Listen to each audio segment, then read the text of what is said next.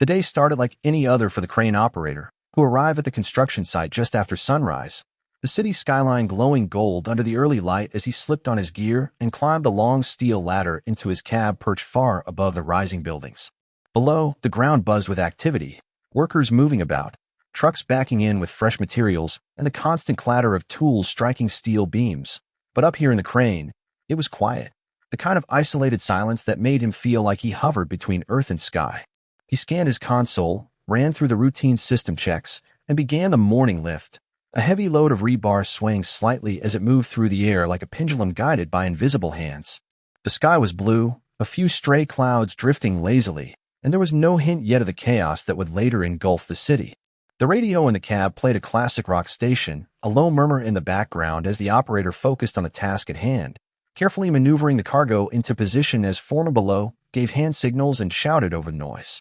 Hours passed like this, methodical and predictable, and he didn't notice the subtle shift in the air, the temperature dropping slightly, the wind becoming more restless, the clouds in the distance beginning to darken.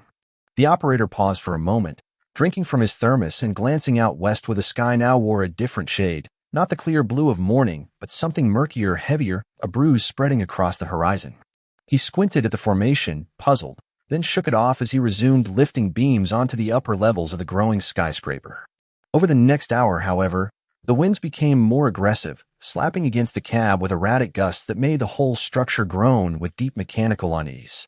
He flicked on the external camera and zoomed in toward the west again, where clouds had bunched together like a clenched fist, spinning slowly in a way that made his stomach clench. Still, there had been no alerts, no sirens, and no communication from the foreman on the ground, just the usual instructions shouted through walkie-talkies. But the air had changed. He could feel it, an electric tension that made the hair on his arms stand up despite the warmth trapped in his work jacket. He paused again, hand on the joystick, debating whether to radio in, when his headset crackled with static and a frantic voice from another crane operator somewhere across the city broke through. "Hey, anyone else seeing this? Something's forming west of the bridge." That's when he knew it wasn't just his imagination. He turned the cab toward the direction of the growing storm, eyes narrowing as he made out a distant swirling formation dipping toward the earth like a monster waking from slumber. He grabbed his binoculars and scanned the edge of the storm. Sure enough, the shape was there, faint but real, a funnel cloud beginning to twist, reaching toward the city like an ominous finger. His heart pounded as the realization hit him. It was a tornado, and it was coming. Still, no sirens sounded, and no official warning echoed across the construction site. He called down to the site manager, his voice tight, but received a dismissive answer. "We had scares before." Probably nothing, but the operator wasn't convinced. He kept glancing between his load and the storm, and though he kept moving steel through the air, his grip had tightened, and sweat began to bead on his forehead despite the cool breeze wafting into the cab. Then, around midday, the temperature dropped significantly in seconds, the sky turning a surreal shade of greenish-gray, and birds that usually flew lazily over the city disappeared completely.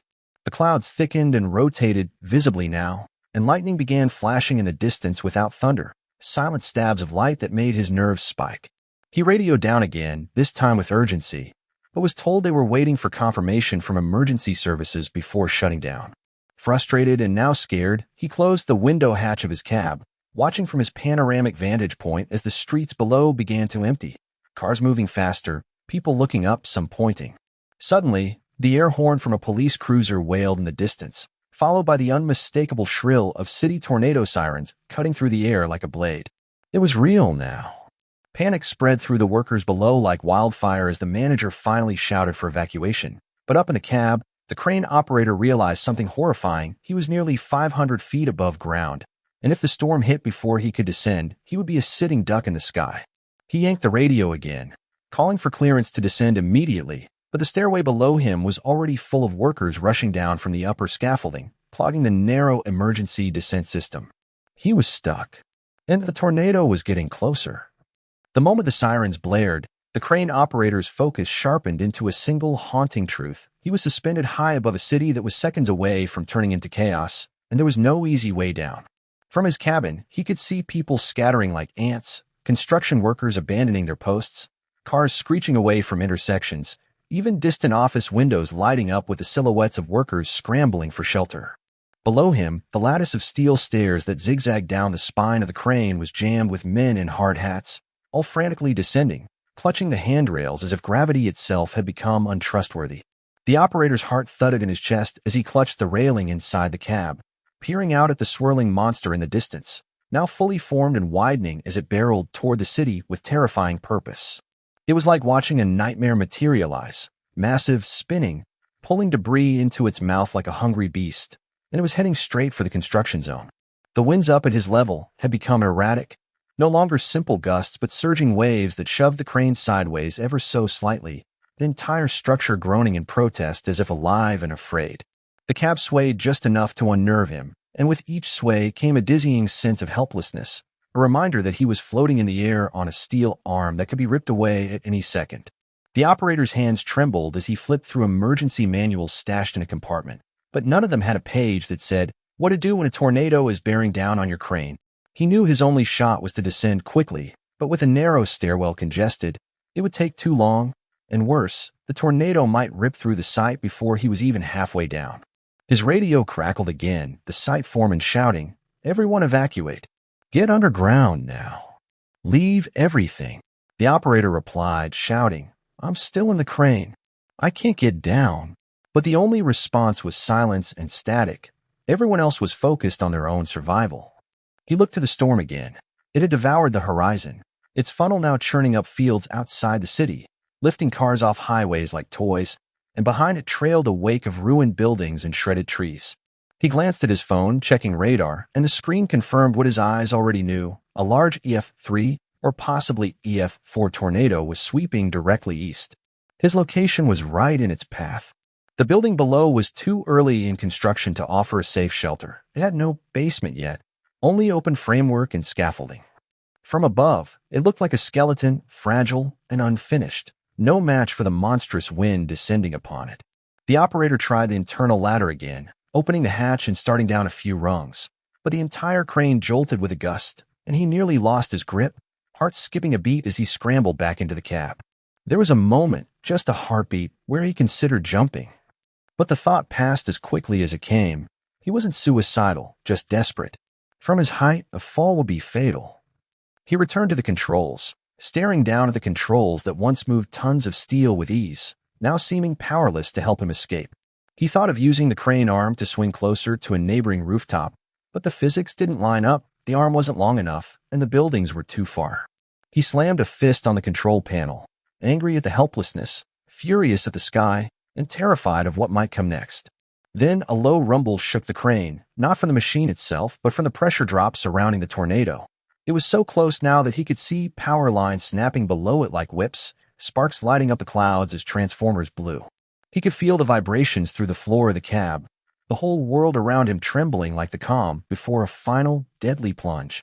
The wind was now howling, not howling like a breeze, but screaming, bending the city's skyline like a whisper of destruction, and even the windows in his cab began to rattle under the pressure. The operator put on his harness and locked himself into a seat bolted to the interior frame, knowing it wouldn't do much if the crane collapsed, but might prevent him from being flung across the city. He tried one last radio call, this time to emergency responders, switching to an open frequency. Crane operator, Tower 8, I'm trapped at the top, 480 feet up. Tornadoes inbound. I repeat, I am trapped. Need instructions. A voice came back, frantic but focused. Do not attempt descent. Too dangerous. Lock in. If the structure goes, you ride it. We're tracking it. Hold on. It wasn't the answer he wanted, but it was the truth. He was stuck. He looked out again at the monstrous funnel, now tearing into the city outskirts, just blocks away. Then came a horrible sound, something between a freight train and a jet engine, growing louder, closer, and inside the cab, every bolt, every window, every screw began to buzz with the vibration of a city about to be swallowed whole. The operator gripped the seat with both hands, eyes wide, breathing shallow, as the tornado closed in and the entire crane began to sway like a tree in a storm. Time slowed. He didn't know if he would survive, but he wasn't ready to give up. Not yet. The wind struck like a living thing, lashing against the crane with such fury that the steel skeleton groaned beneath the pressure, each gust sending a vibration up the structure like a warning shot from nature itself. The operator, strapped into his bolted seat inside the cab, could feel the floor shift beneath him, barely at first, then with more violent intention, as the tornado crept into the heart of the city. The cab tilted to the side with a sickening lean, the long boom of the crane swaying like a pendulum over the construction site, and every inch of movement sent a jolt of fear through his spine. Outside the reinforced windows, the storm had swallowed the skyline. Dust, debris, and flashes of light danced in a swirling tunnel of chaos, and the world below was vanishing in a gray-brown haze. He knew that the structure couldn't withstand this kind of force forever. The wind wasn't just pushing, it was clawing, testing the limits of steel and bolts, trying to peel the crane from its foundation like a weed from soil. The operator scanned the interior of the cab, eyes flicking across equipment, tools, harnesses, and ropes, anything that could offer a solution if the worst happened. Then he remembered something, a secondary descent kit tucked in a hidden compartment beneath the seat, a last resort device meant for vertical rope evacuation in case of cab fires or mechanical failure. It wasn't ideal, it was designed for controlled descents, not for tornado-level winds, but it was something. He yanked open the floor hatch and pulled out the kit, a harness, gloves, carabiners, and a high-tension rope with a belay system. He'd trained on it once during certification but never imagined he'd use it, not this high, not in winds strong enough to tear metal. He slipped the harness over his body, double-checking every strap and buckle with trembling fingers, trying to push through the fear with precision. The entire crane gave another lurch, and this time the boom tilted at an angle that made the entire cab creak ominously. He moved to the emergency exit port on the underside of the cab and pushed it open, peering down at the dizzying descent that waited, over 400 feet of narrow ladder and open air that now shook with fury. The problem was no longer just the wind. Debris had begun to rain down from the sky, shattered glass, metal fragments, even whole signs and bits of roofs flying horizontally like knives. He couldn't descend into that. Not yet. But staying was just as deadly. He clipped one of the carabiners to the frame near the hatch and lowered the rope alongside the ladder, hoping that if he had to go, he could rappel as far as he could, then climb onto the ladder when the wind allowed. The kit included a brake handle. If used correctly, it would allow a slow, controlled drop. But the wind threatened to turn that drop into a free fall or swing him into the frame like a wrecking ball. The tornado was now only a few blocks away, and from above, he could see it chewing through buildings like paper, the outer rotation flinging cars from parking lots and pulling whole sections of rooftops into the sky. The crane rocked again, hard, and a loud bang echoed from somewhere below, possibly scaffolding collapsing or support beams buckling. He took a deep breath and made a decision. He would wait for a gap in the wind, a lull, any opening, to begin the descent, and if it didn't come, he'd go anyway, because sitting still meant death. He radioed in one final time. "This is crane operator. I'm about to attempt a rope descent. I can't wait any longer." The voice on the other end was panicked but understood. "Godspeed. We're tracking it. If you make it down, there's a storm drain shelter 2 blocks east, construction bunker." With that, he pulled the emergency rope taut and slowly began feeding it through the belay brake, lowering one boot through the hatch and into the storm outside. The air hit him like a slap, wet, hot, and charged with static. He inched down, every muscle in his body tense, trying to move in rhythm with the swinging of the crane to avoid slamming into the frame. The rope whipped and twisted, fighting him, and visibility dropped to almost nothing. Below him, the ground blurred in streaks of dirt and motion. He was barely 50 feet down when a sudden gust jerked the rope sideways, slamming him hard into the steel beam of the boom, nearly knocking him unconscious. Dazed, he tightened his grip and fought the sway, blood trickling down from a cut on his brow. His feet scrambled against the metal, seeking the rungs of the ladder, and finally found them. He clipped off the rope and latched into the safety line of the ladder instead, continuing the descent rung by rung, each step a battle. The tornado's roar was now deafening, and the metal of the crane screamed with the strain of flexing in winds it was never designed to endure. He descended another 50 feet, heart pounding, eyes burning from dust and sweat. Then, halfway down, the structure jerked again with a horrifying twist, the kind that made it feel like the entire base was being torn loose from the earth. He stopped, clinging to the ladder, and looked out into the wall of storm that surrounded him. The street below was no longer visible, only a swirling mess of wind and color. He didn't know how much time he had, or if he'd even make it down alive. But he kept moving, one rung at a time, because the only thing worse than trying was staying still. And behind him, the top of the crane groaned again, louder this time, like it was about to give way entirely. As the crane groaned under the immense pressure of the storm, the operator continued his descent, each rung of the ladder slick with rain and vibrating with stress, his gloves gripping the steel so tightly his fingers began to cramp. His body ached from the impact against the crane's frame, the adrenaline keeping him moving but every joint and muscle screaming with the effort. The wind didn't let up. In fact, it grew more erratic, swirling from different directions at once, trying to throw him off the side of the ladder like an invisible hand. He was just out of the halfway point now, still over 200 feet from the ground, and the city beneath him looked unrecognizable, buildings missing windows, cars tossed onto sidewalks, and entire streets swallowed by the gray curtain of destruction. As he descended further, a massive sheet of corrugated metal, part of a billboard, maybe, flew through the air at head height, slicing past the crane just feet from him, the sound of it cutting through the wind like a scream. He flinched instinctively and nearly lost his grip, one foot slipping off the ladder, his boot dangling in open air for a terrifying second before he regained balance. The rope he had used for his initial descent now flailed wildly beside him, wrapping around the ladder frame and then snapping loose like a whip, its carabiners sparking as it scraped the metal. He knew the storm was pulling harder now, the tornado dragging more air into its core, amplifying the suction near the surface, meaning the base of the crane would soon face the worst of the pressure. The radio clipped to his belt crackled again, a voice screaming over static. The base is shifting. You need to move faster. But speed was dangerous. Every rushed movement increased the chance of misstep, and a fall from this height would be fatal. Still, he had no choice. He started moving more quickly, sliding down with controlled urgency, skipping rungs where he could, his eyes darting to the crane's base, which now looked like it was slowly tilting, ever so slightly, but unmistakably. The tornado was just a few blocks away now, tearing through the city center. He could see office towers with entire floors missing, their glass torn away, and the swirling debris around the funnel was growing thicker, darker, heavier.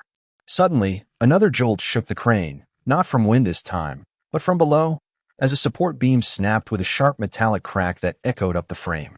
The operator froze mid-step, bracing against the ladder, feeling the whole structure shift again beneath him, a tilt more pronounced now. He looked down. The crane wasn't just swaying, it was starting to lean. The storm was winning. He redoubled his effort, muscles burning, throat dry, face raw from exposure. His helmet had cracked during one of the previous impacts, and now hung uselessly from his strap, his hair whipping around wildly in the storm's fury. Just then, a thick wooden beam, maybe from a rooftop, came spinning out of the storm and struck the upper part of the crane's arm. The impact was brutal, bending one of the upper joints and causing a chain reaction of motion through the crane structure. The ladder beneath his feet jolted hard, and the metal groaned like it was ready to tear free. The operator screamed involuntarily as he hugged the ladder and waited for it to settle. Then came the worst sound yet, metal shearing. Below, near the base, one of the foundational crossbars cracked and bent under the torque of the wind. He could see the bolts pulling from the concrete platform, the steel frame twisting unnaturally. If the crane toppled now, he wouldn't just fall, he'd be trapped inside a collapsing structure, buried beneath tons of steel and concrete. He made a decision. He unclipped a backup rope from his harness and tossed it toward a neighboring scaffolding attached to the rising structure of the building under construction. It caught tangled in some beams.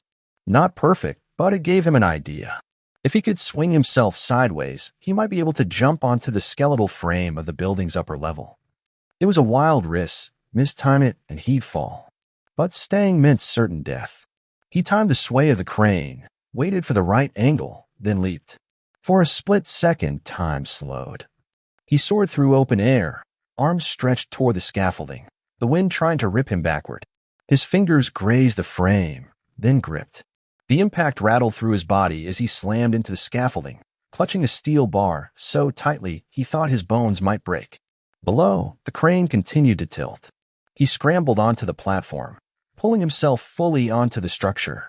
The moment his feet were stable, he looked back and saw it. The crane gave a final scream of twisting metal and began to fall, slowly at first, then accelerating, its entire length crumpling sideways, crashing through the site below in a catastrophic explosion of dust, sparks, and debris. It landed like a beast slain in battle, taking out several floors of steelwork and sending a shockwave across the construction site. The operator, now on the frame of the building, stared in stunned silence, heart hammering. He had escaped, barely. But he wasn't safe yet. The tornado was nearly upon him, and the building he clung to wasn't finished. It wouldn't withstand what was coming. He had to move fast. With the crane now a shattered wreck behind him, and the tornado practically breathing down his neck, the operator didn't stop to process what had just happened. He just moved. The skeletal scaffolding he'd leapt onto was unstable, vibrating violently as the storm winds buffeted the half-finished structure like a ship in a hurricane. The metal beneath his boots was wet and slick, and one wrong step meant slipping into the chaos below. He crouched low and crawled along the beam, aiming for a lower level where a more solid staircase had been partially constructed. His ears rang with the sound of the tornado, an inescapable wall of noise, screaming wind, exploding glass, collapsing wood, and the terrifying low roar that grew louder with every second. He made it to the stair frame, bolted across a concrete landing, and descended a twisting staircase 3 floors down. Every step felt like an eternity. Behind him, the building began to shudder, not just from wind, but from the ground itself, trembling as the funnel made direct contact with the city block. Dust blasted up from the earth like smoke as the storm hit. He was almost to the ground floor when a section of ceiling above collapsed behind him, crashing through the staircase in a thunder of rebar and concrete.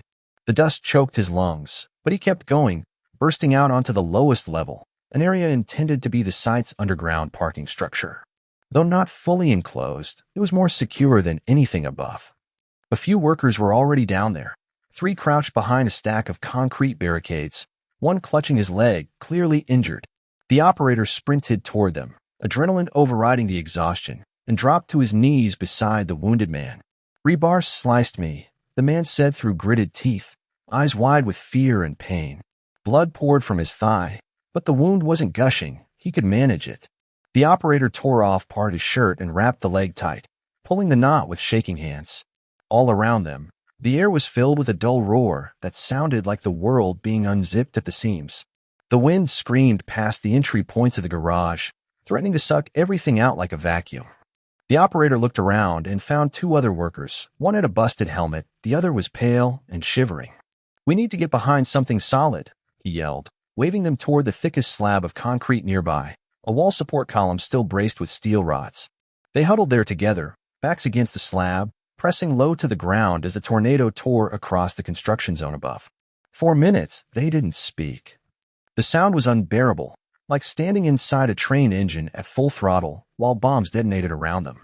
Chunks of debris crashed down outside the structure, wood, metal, glass, parts of vehicles, and the operator flinched with each impact. At one point, he saw a wheelbarrow fly past the entrance, tumbling end over end like it weighed nothing. Then suddenly the wind changed pitch. The roar began to lessen. It didn't stop, but it shifted, fading like a monster passing by, its fury now focused elsewhere. Dust still hung thick in the air, and the operator's lungs burned as he coughed violently. He peeked outside the garage's reinforced entry. The tornado had moved east. In its wake, devastation. The upper floors of the building were gone. The crane he'd operated hours earlier was now twisted across the site like a giant's discarded toy. Vehicles nearby were flipped, some resting atop each other like crushed cans, and the streets were nearly unrecognizable. But it was over, at least for now. The operator stood, helping the others to their feet, and surveyed the damage. Fires had broken out in several locations, likely sparked by ruptured gas lines. Electrical wires hissed and sparked in the distance. They weren't alone. Other survivors stumbled from beneath rubble or crawled from behind destroyed vehicles. He called out to a woman crying beneath a collapsed trailer and helped lift the panel pinning her legs. Another man emerged from a portable office unit that had been flattened, coughing but alive. Sirens wailed distantly now, emergency services finally arriving. The operator, bloodied and battered, ran toward them, waving his arms, directing them to those still trapped. He didn't stop moving. He refused to. Medics swarmed in, firefighters began cutting through wreckage, and police set up emergency barriers. Still, the operator stayed in the thick of it, guiding responders to the workers he'd sheltered with, pointing out where the crane had fallen, and describing where others had last been seen. Hours passed before he finally sat down, his muscles giving out, body coated in ash sweat and blood. He watched the sun emerge faintly from the dissipating clouds, casting golden light over a city scarred but still standing. Someone handed him water. Another responder gave him a blanket. But the only thing he could think of was the moment he looked out that crane window and seen the funnel forming, the moment he realized he might die. And yet, somehow he didn't. He'd escaped the storm, not just by surviving it, but by helping others through it too. In a job built around height, precision, and solitude, he discovered something else that day: grit, courage, and an unbreakable will to live. The crane was gone. The site was ruined. But the operator was alive. And that, despite everything, was enough.